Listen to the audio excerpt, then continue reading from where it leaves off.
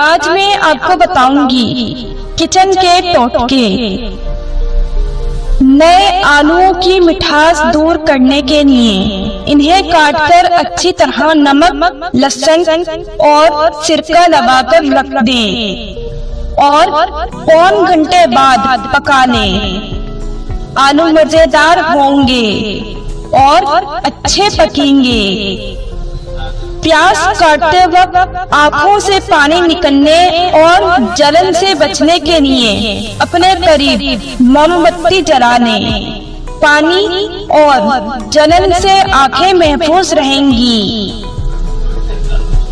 1 गिलास पानी में 2 चम्मच सिरका मिलाकर सब्जी पर छिड़कने से सब्जी देर तक तरोताजा रहती है और जरासीम भी मर जाते हैं। जोड़ों के दर्द के लिए अगर आप सुबह नहा लूं 3 से 4 अखरोट के दाने खा लें तो बहुत जल्द आराम मिल जाएगा।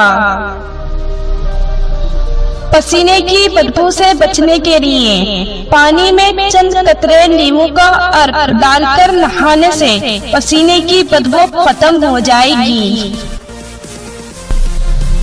चेहरे और गर्दन पर झुर्रियों के खात्मे के लिए रोजाना 10 मिनट तक जैतून या रोगने बादाम का मसाज करें और जिल्द की मुनासिबत से अच्छे साबुन से धो लें।